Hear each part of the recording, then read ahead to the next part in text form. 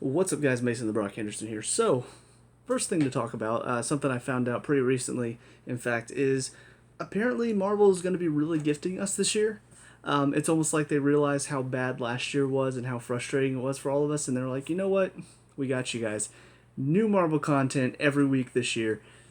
And that's got me pretty excited. Like, as long as all the schedule holds and nothing crazy happens, knock on wood, as long as all that is okay, we're going to be getting something new for every week this year. Some of those, like for instance, whenever WandaVision ends, the next week after that, we're going to get WandaVision kind of behind the scenes stuff.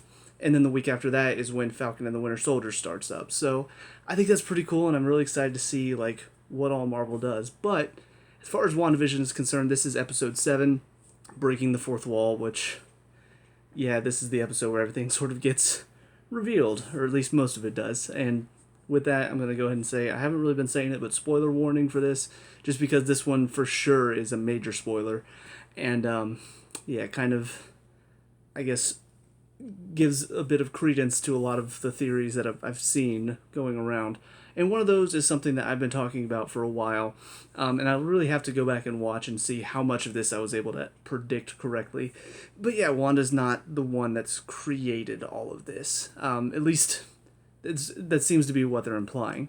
Now, at some point, it does feel like she sort of did take over and started having more control. But I do think that this is all part of what Agnes, which we find out in this episode is Agatha Harkness. This is what she had planned. I did see some memes going around very early on where it's like, Agatha Harkness, Agnes, did you really think we wouldn't notice? I didn't know much about the character of Agatha Harkness. I'm not really... I should know more about the comics, but I don't. But I did have my suspicions of Agnes, and I talked about it. It does feel a little bit weird knowing now what we do know. Last episode, it felt like they kind of threw us off the trail a little bit. You know, there was that one scene where Vision finds Agnes on the edge of town and then does his little mind thing, and she suddenly wakes up. Well, we see in this one, apparently she was just faking it. And I'm like, but who is she faking it for? Like, is she just trying to convince Vision? Like, is that what it was? Or was she trying to convince us that she's not the bad guy?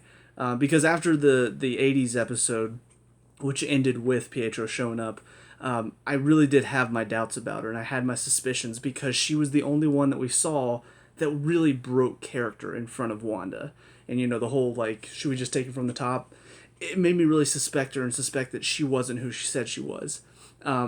So that scene, unless it was meant to convince Vision, it feels more like an effort just to convince us that we were wrong about our suspicions of Agnes. So I guess we'll see if that was the point of it or not.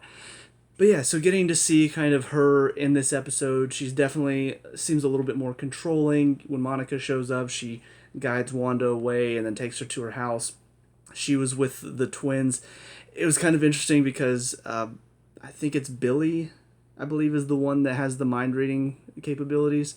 He said, you know, everything's so loud, but you're so quiet, Agnes. Kind of hinting that he's figured out that she doesn't really have, like, he can't read her mind. So I guess that's part of because she has the ability to cancel out his powers. But then we see Wanda goes down to her basement, sees all of her setup, sees this glowing book, which I'm assuming is her witchcraft book. And from what I've read about Agatha, now that I know that's who the character is, she was, in the comics at least, one of the original witches in the Salem witch trials. So my thoughts now, knowing this information, is kind of wondering if maybe she's trying to get control of Wanda. Because I'm sure after what happened during the Salem witch trials, she probably hates humans. And so there's a chance that she could be trying to get control of one of the strongest, most powerful witches and use her to her advantage to kind of fight back against these humans. So that's kind of interesting concept. Don't know exactly how much of that's true. Also don't know, you know, this Pietro, we still don't really know much about him. We see him at the end. Monica opens up the basement and sees, like, the tendrils of whatever Agatha's powers are. And then Pietro shows up and, oh, Snooper's gonna snoop. So still don't know much about him. Still don't know if this is supposed to be her brother still, or my thought process is still something along the lines of this is a random guy who was living in Westview that Agatha gave the personality and the memories of her brother. And it was more supposed to kind of trick us into thinking, oh, X-Men coming into our reality. But I guess we'll see.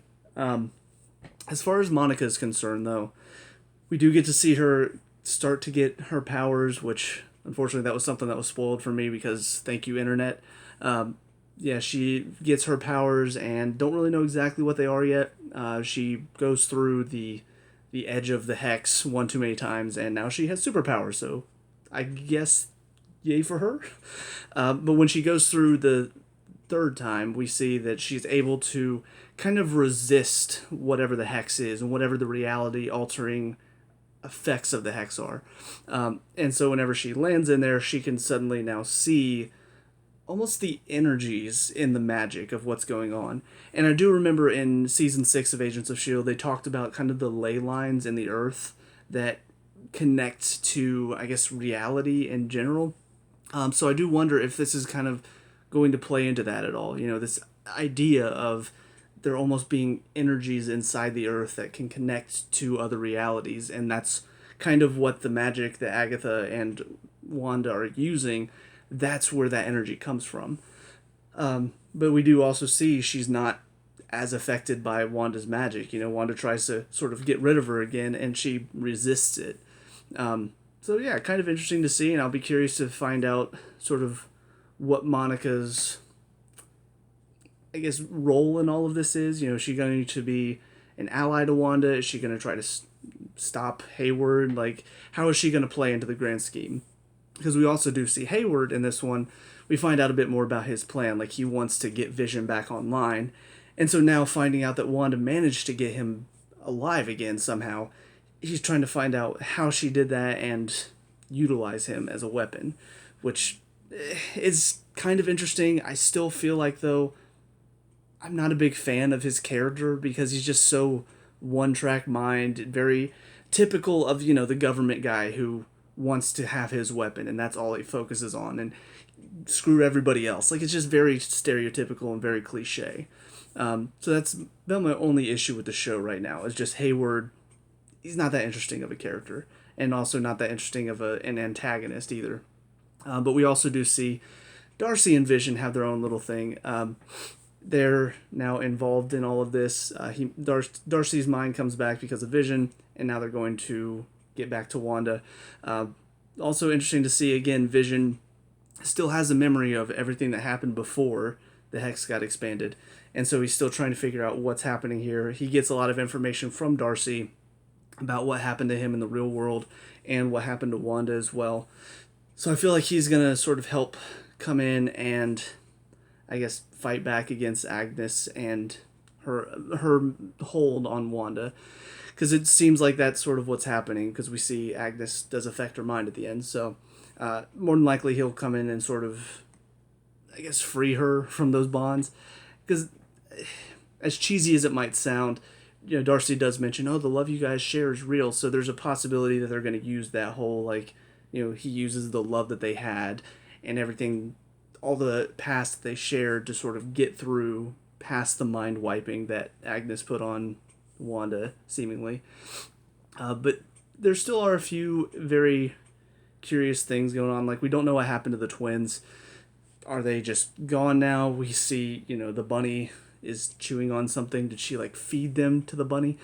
So we don't know what happened to them, and we also still don't really have an idea of what the whole plan was here, and I guess what exactly is causing all of this. You know, why the changing decades and all of that stuff.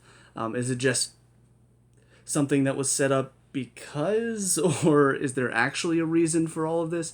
We have 2 episodes left, so they still have some time to explain it, but there's definitely a lot of different curiosities going on that I feel like do need to be at least touched on. Like, even if they don't have an explanation for it, at least say that there's no explanation. At least say that, oh, well, you know, magic is random and it just happened to turn it into a TV show. Like, it would be kind of dumb, but at least show that you didn't just forget about it.